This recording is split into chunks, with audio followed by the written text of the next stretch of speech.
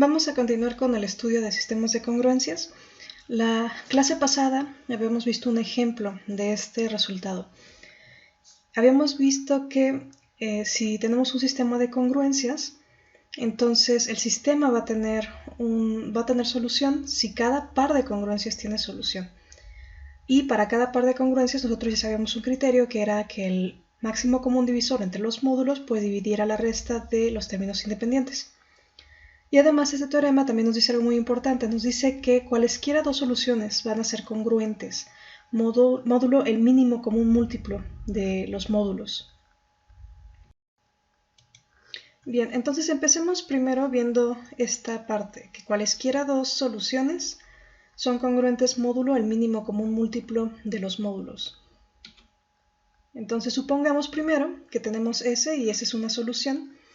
Es decir, S debe satisfacer esta congruencia para cualquier índice I. Y luego, si tenemos T otra solución, T también debe satisfacer esta congruencia para cualquier índice I. Como S es congruente con AI y AI es congruente con T, como la relación congruencia es transitiva, también tenemos que S tendría que ser congruente con T, módulo MI para cualquier índice. Pero esto, por definición, sería que MI debe dividir a la resta, a S menos T, y también esto sucede para cualquier índice. Ahora bien, de aquí se desprende que el mínimo común múltiplo de todos los MIs debe dividir a la resta. Esta es una versión generalizada de un resultado que ya teníamos para cuando solo tenemos dos enteros. Habíamos visto que si dos enteros tenían un múltiplo en común, entonces el mínimo común múltiplo debe dividir a el común múltiplo que encontramos. Entonces estamos usando ese resultado, pero una versión generalizada, y de aquí se desprende que S debe ser congruente con T, módulo el mínimo común múltiplo de los MIs.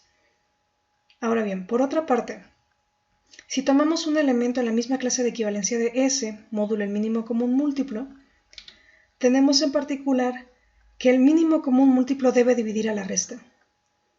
Además, MI divide a el mínimo común múltiplo de todos los MJs. ¿Sí? Recordemos que este es un común múltiplo de cada MI, entonces en particular sucede esto para cualquier índice. Entonces por transitividad, MI divide al mínimo, el mínimo divide a S menos T, tenemos que MI debe dividir a S menos T para cualquier índice. Esto nos quiere decir que S es congruente con T módulo MI para cualquier índice. Y dado que S es solución, entonces S satisface esta congruencia, obtenemos también que T debe satisfacer la misma congruencia, módulo MI para todo I. Por lo tanto, T es solución. Bien, veamos ahora la prueba del teorema. Vamos a hacer primero el regreso, ¿no? Vamos a suponer primero que cualesquiera dos congruencias en el sistema tienen solución.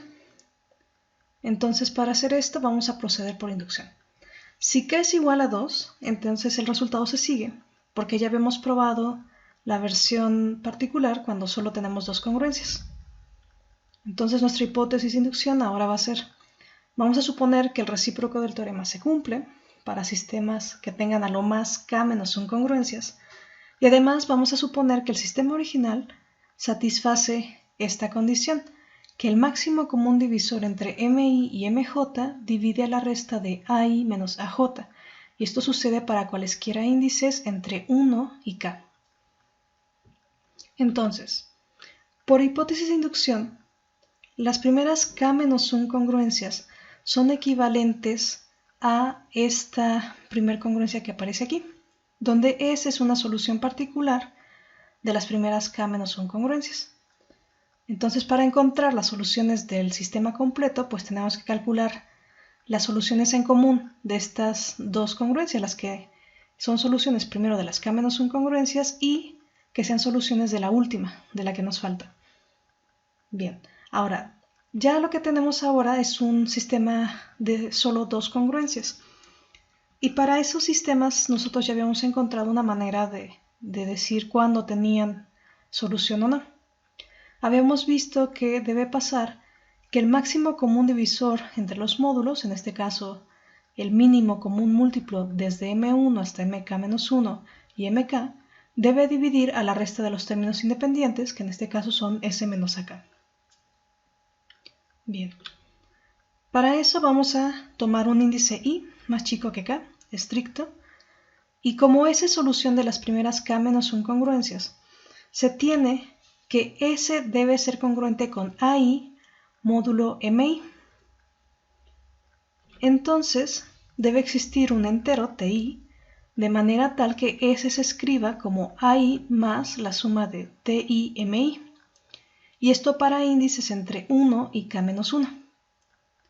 Entonces, si tomamos esta igualdad y restamos AK en ambos lados, obtenemos que S menos AK debe ser igual a AI menos AK más TI MI.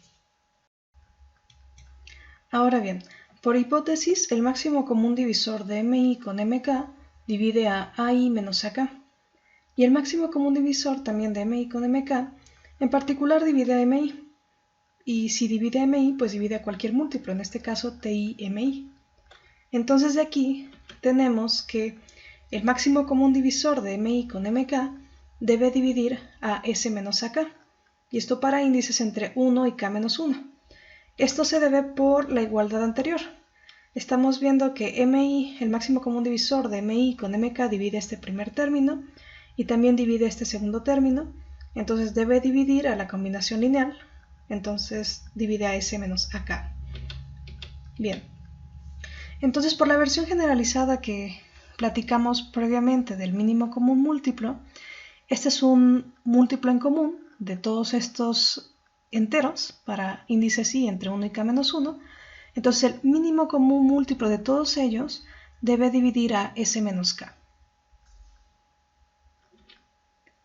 Por el ejercicio 19 de su tarea, tenemos que esta parte es igual a el máximo común divisor del mínimo común múltiplo desde m1 hasta mk-1 con mk. Entonces, sustituyendo esta parte, esta igualdad aquí, obtenemos que el máximo común divisor desde del mínimo común múltiplo desde m1 hasta mk-1 y mk debe dividir a s menos ak, que era lo que queríamos probar. Entonces, con esto concluimos el regreso del teorema, y para la ida es bastante clara, porque si el sistema original tiene solución, entonces para par también debe tener solución.